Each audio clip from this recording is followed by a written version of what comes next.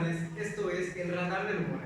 Tengo la fortuna de tener una gran compañía en nombre de Daniela Rola, Alma Yanis, Carolina Hernández, Mireya Carrera Y David Delgado.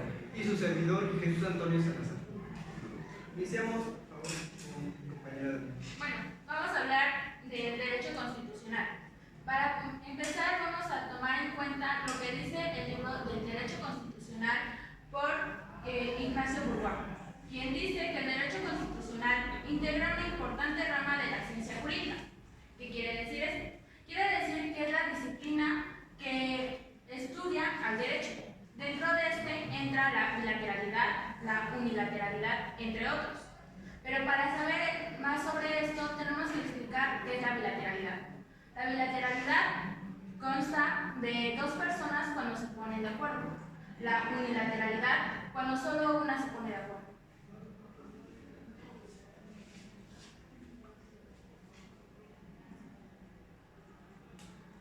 Ahora le otorgamos la palabra a mi compañero Daniel. Bueno, lo que dijo mi compañera, simplificadamente podemos decir que es el derecho que pretende equilibrar, es decir, que pretende crear una balanza entre la justicia y entre la igualdad de nuestro país. Asimismo, el derecho constitucional es una rama del derecho público y nuestro país, como todos los países, tienen una constitución. La cual pues en cada país es distinta, pues en cada país se consideran distintos derechos, distintas obligaciones por parte de los ciudadanos de ese país. Pero bueno, en el de nosotros, la palabra constitución más que nada viene de constituir, de crear. Y la constitución es un libro que se considera como la regla, digamos, o la norma jurídica más importante que tiene nuestro país, que es México. ¿Y esto por qué? Pues porque sustenta a las demás normas jurídicas y a los demás postulados, es decir, se encuentra en la cúspide de nuestro sistema, es decir, en la parte más alta de nuestro sistema mexicano. Y además, esta tiene como función darnos a conocer qué derechos tenemos y qué obligaciones tenemos también, si es que nos encargamos de ser funcionarios públicos o alguna otra función del Estado. Además, la Constitución forma parte de nuestro país debido a que sin ella no habría un orden, sin ella no existiría la igualdad, como ya dije, la libertad, pues en ella se comprenden distintos derechos. Además, la Constitución debe de contar con características. Estas características son dos, también se les conoce como partes, pues la Constitución se divide en dos partes. La primera parte de la Constitución se encarga de dar a conocer al ciudadano, es decir, a nosotros, qué derechos fundamentales o esenciales tenemos nosotros como mexicanos. Es decir, se le llama a esta parte dogmática, y la otra parte se encarga de clasificar o de darnos a entender cómo se clasifica nuestro Estado. A esta parte de la Constitución se le llama parte orgánica. Bien, primero les explicaré en qué consta la parte dogmática. Bien, la parte dogmática, más que nada, proviene de la palabra dogma. Pero, ¿alguno de ustedes sabe qué es el dogma o qué significa esta palabra? ¿No? Bueno, les explico. El dogma significa que esto no se puede contradecir, no existe ninguna... No le podemos dar contradicción a nuestra Constitución, pues como ya dije, se considera como la norma jurídica más importante de nuestro país y ninguna ley secundaria o ningún postulado secundario puede refutar a esta Constitución, pues es por ello que lleva una jerarquía a nuestro Estado. Otro lado de esta parte dogmática, más bien se refiere a la parte dogmática a los derechos que nosotros tenemos como mexicanos solo por ser mexicanos. Y también se considera estos derechos como verdades absolutas. Esto quiere decir que una verdad absoluta no se puede poner en contra o en razón contraria a lo que está estipulando o a lo que está reformado dentro de nuestra Constitución.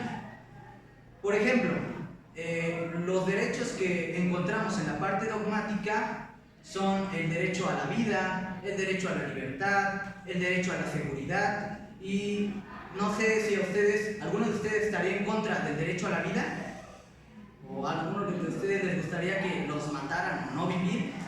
Por eso digo que se llaman verdades absolutas, porque no se pueden contradecir, es ilógico. Solo que seas algún dictador o que seas alguna persona con falta de capacidad mental. Otra parte de la parte dogmática nos habla de que comprende muchos más derechos. Estos derechos también son el derecho a la propiedad, el derecho a la empresa pública, el derecho a las asociaciones. Asimismo, todos estos derechos están muy bien respaldados por la sociedad, es decir, por las culturas tanto internacionales como nacionales, debido a que ya les dije que la Constitución, hay distintas constituciones en distintos países, y estas están muy bien respaldadas por la sociedad debido a que forman parte de nuestra historia como México, es decir, son cúpulas de nuestra historia, debido a que cada uno de estos derechos se han conseguido a través de luchas y se ha derramado sangre de mucha gente de distintos países, como en el de nosotros, para conseguir estos derechos. Un buen ejemplo de esto es la independencia de México, debido a que en la independencia se luchaba por obtener libertad, por obtener más igualdad sobre los trabajadores y sobre obtener sus propios horarios más flexibles, etc. Y bien, esta parte dogmática solamente comprende qué derechos tenemos nosotros como ciudadanos, solo por ser ciudadanos, resumiendo. Después, por otra parte, está la parte orgánica.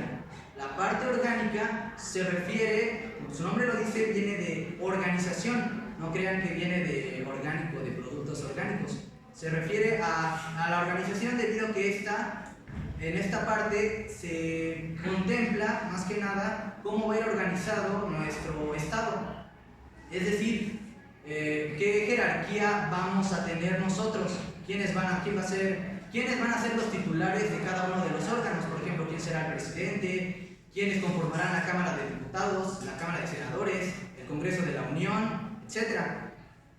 Además, también esta parte abarca todo lo que debería de ser acerca de nuestra organización social. Es decir, en esta parte podemos encontrar temas de qué funciones debe de ejercer cada uno de estos órganos o titulares de estos órganos, quiénes van a ser, cómo van a ser elegidos por parte de nosotros por medio del voto, qué obligaciones tienen cada una de estas partes a pesar de que sean autoridades, y qué capacidades y virtudes tiene cada una de estas partes para poder así elegir el mejor tipo de gobierno para nuestro estado.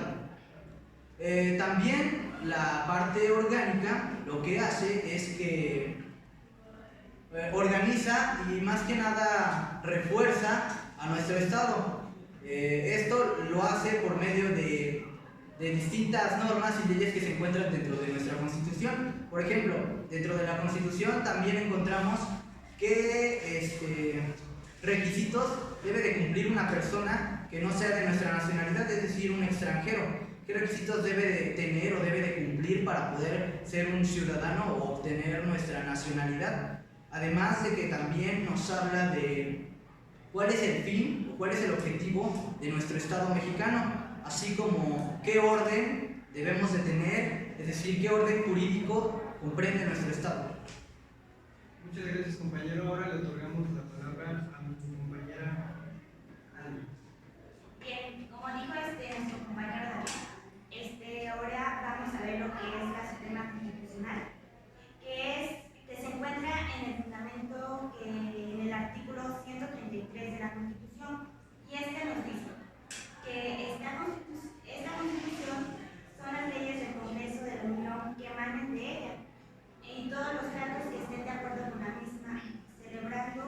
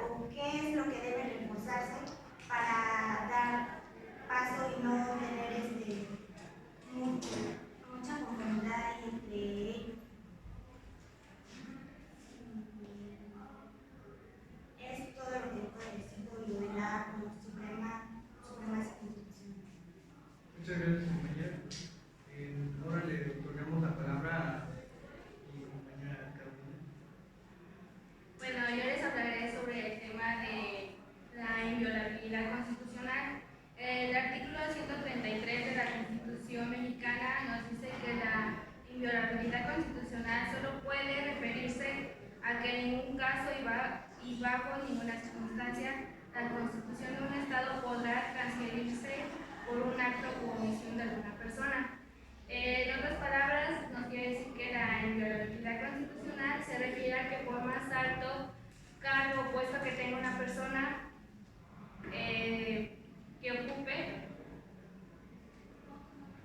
ya sea algún funcionario público que trabaje en la Suprema Corte de Justicia de la Nación, o Cámara de Senadores, o Cámara de Diputados, o forme parte del Congreso de la Unión, no pueden ser sancionados. Es decir, que para ellas personas es como un seguro.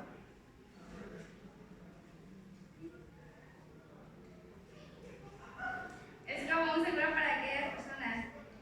Para altos cargos, pues protege al funcionario o funcionaria de poder sancionarlos en materia penal por alguno de sus comentarios o propuestas que ellos toman.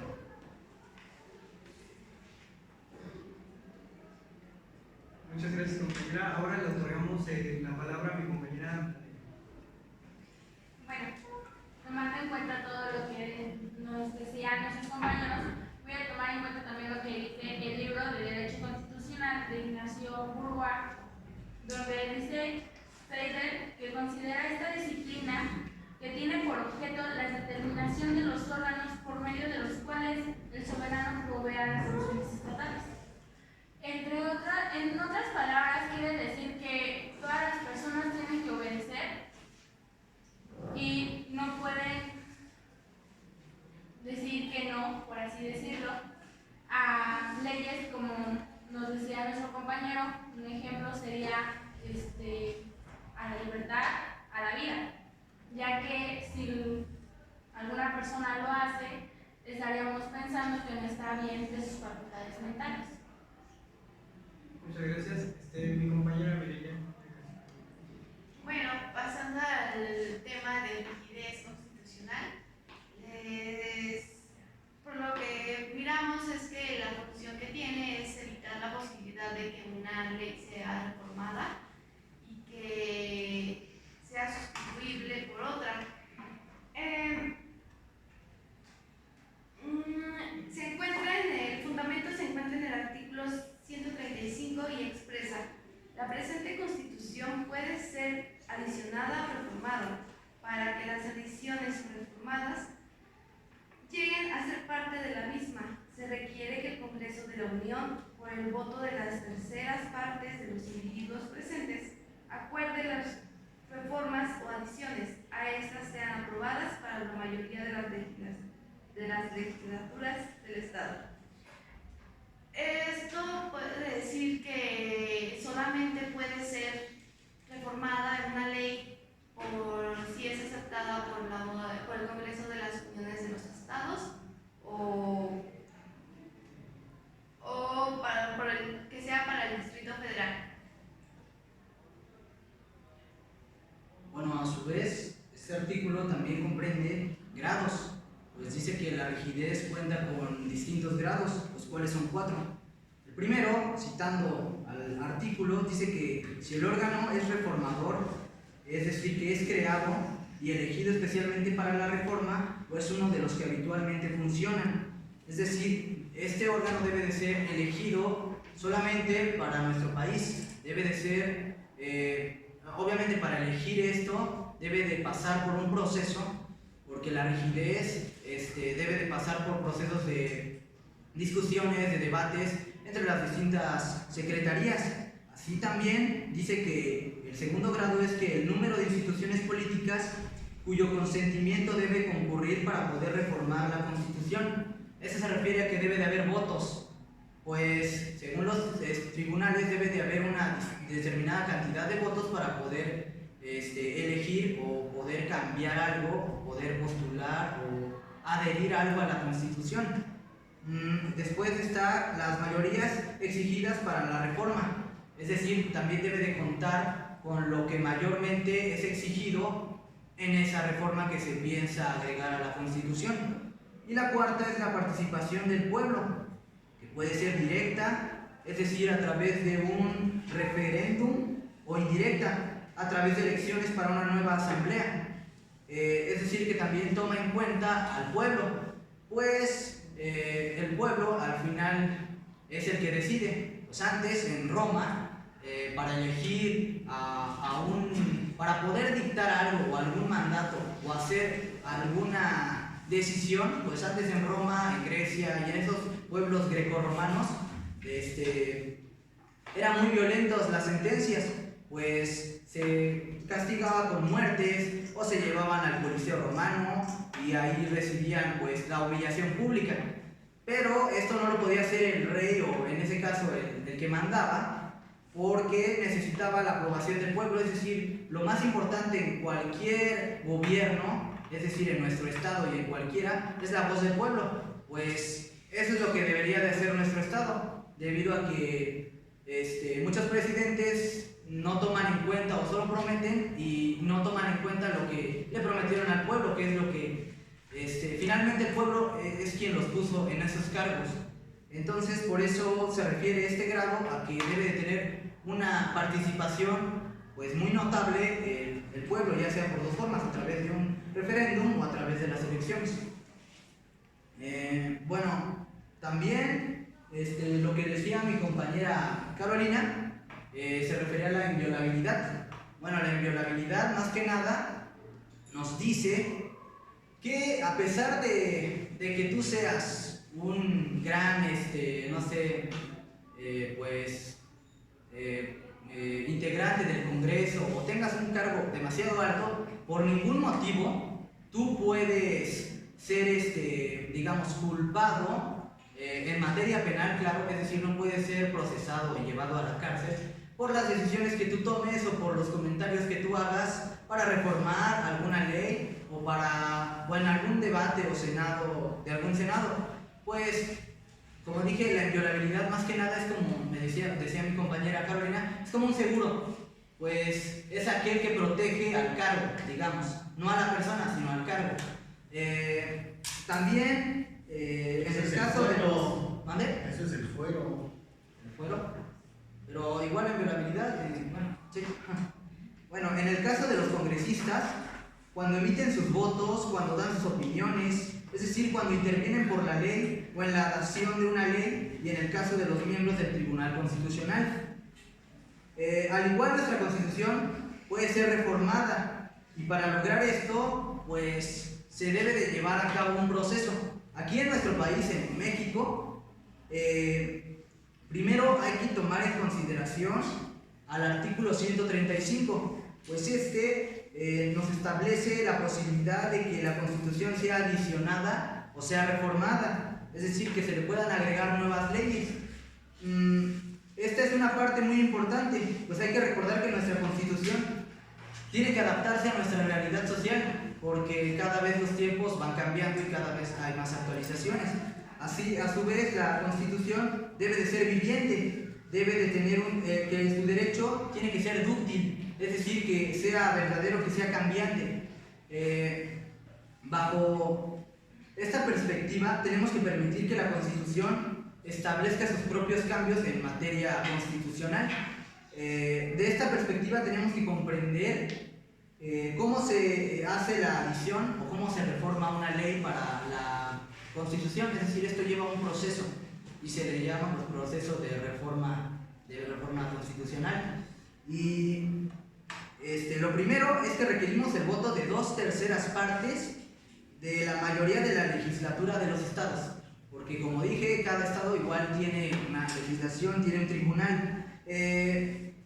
Tenemos 31 estados, tenemos a la Ciudad de México, lo que nos convierte en 32 legislaciones. Y estas legislaturas, después necesitamos la aprobación de la mayoría, en este caso, al menos más de la mitad de las legislaturas, para que pueda ser considerada nuestra postulación o nuestra idea. Bueno, concluyendo, este tema de reforma es muy importante y se lo voy a dejar en manos de aquí mi compañero. Bueno, ya en resumen, lo que mi compañero les da o mis compañeros le tratan de explicar es la importancia de la Constitución, que pues la Constitución no está hecha más que para obedecerse y que una sociedad civil pueda vivir ahora sí que organizada. Esta Constitución está conformada por leyes, cada una debe ser aprobada por los tres poderes, el poder ejecutivo, legislativo y judicial.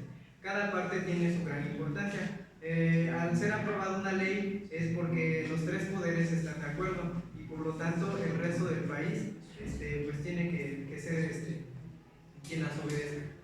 Esto sería ya casi la conclusión. No sé, alguno de mis compañeros que trate de decir ya algo por último.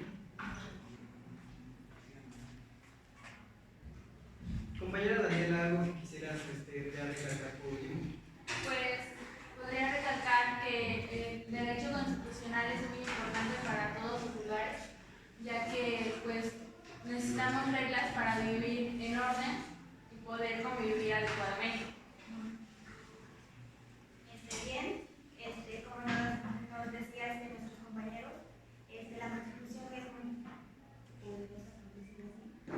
En ella tenemos que emplear todas las leyes que se establezcan por el presidente o por todos los senadores.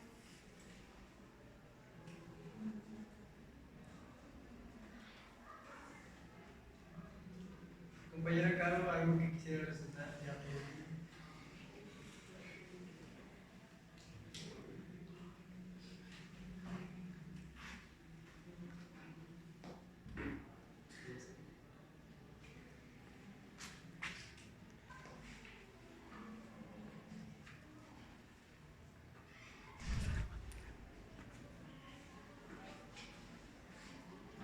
Bueno, ya casi por último, ya concluyendo, algo que me gustaría que mi compañera Mireya agregara.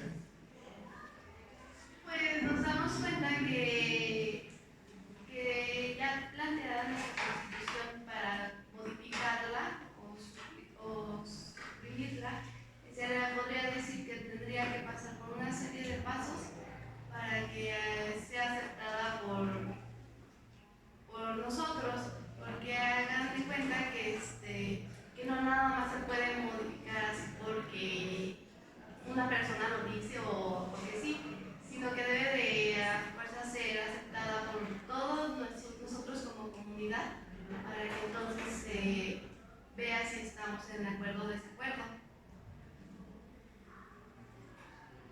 No sé qué quieras.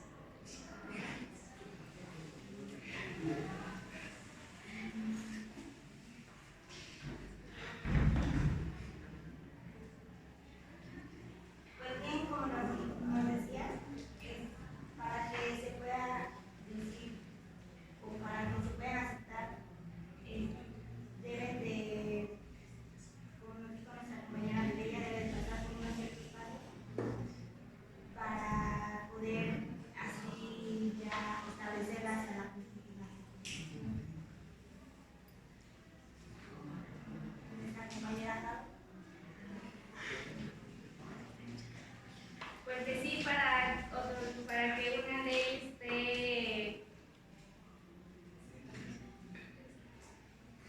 esté otorgada, pues como dice mi compañera Mireya, tiene que pasar, tenemos que nosotros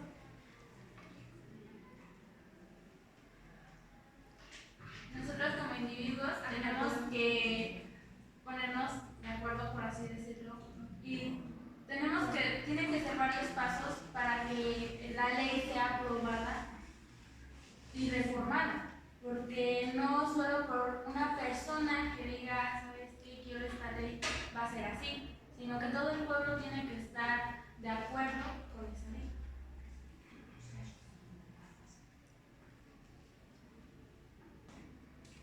Bueno, compañeros, le damos las gracias en nombre de un servidor y de mis compañeros, su atención prestada a esta pequeña mesa de debate. Gracias. Yo todavía no quiero ir.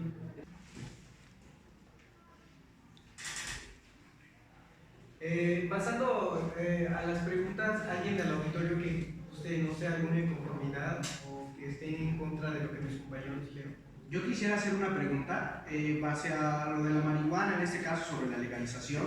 ¿Qué factores tienen que realizarse para que se pueda hacer esta dicha legalización? ¿O qué factores, o sea, cómo se puede hacer todo este caso? Bueno, esto es un proceso y para que esta solicitud que tú quieres de la marihuana se pueda admitir o pueda ser legal, es decir, que sea reformada en la Constitución, debe de seguir el proceso. Primero tú, como ciudadano, debes de llevar a un tribunal tu propuesta. Esta propuesta se va a tomar en consideración, es decir, distintos tribunales van a estar ahí debatiendo si qué dejarían de bien al país esa propuesta tuya o qué mal. Va a haber votos en contra o votos a favor.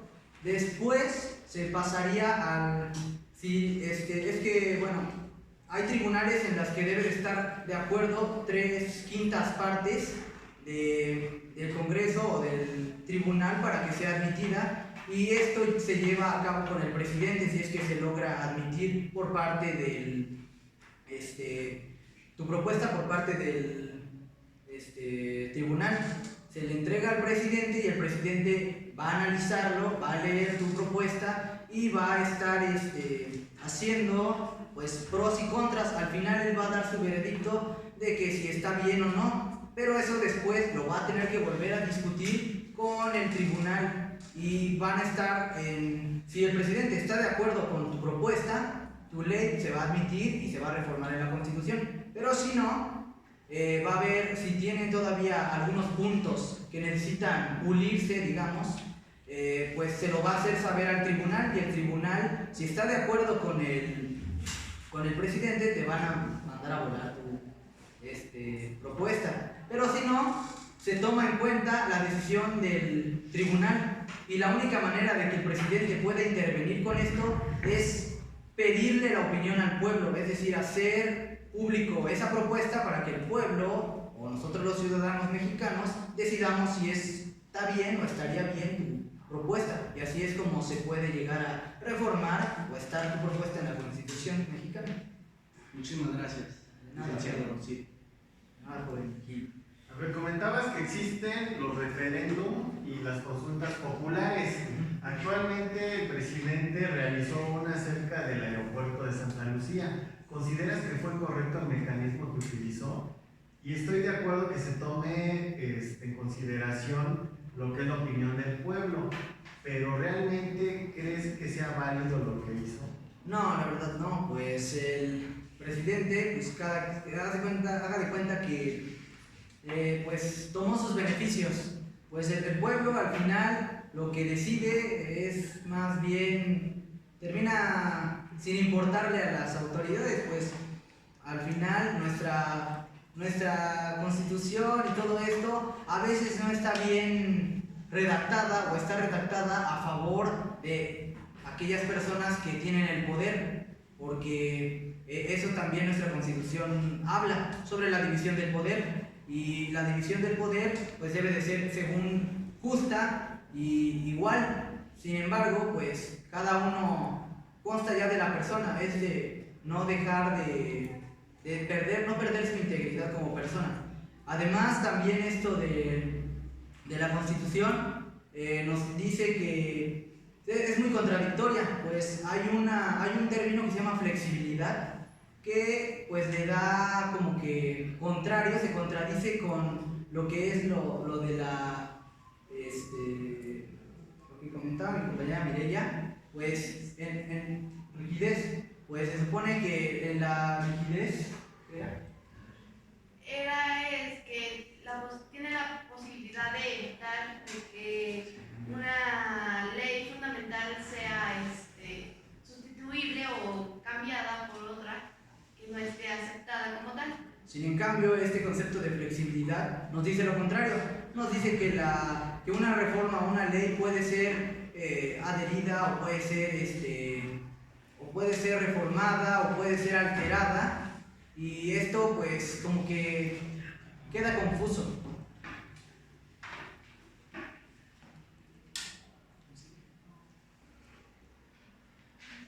¿Alguna otra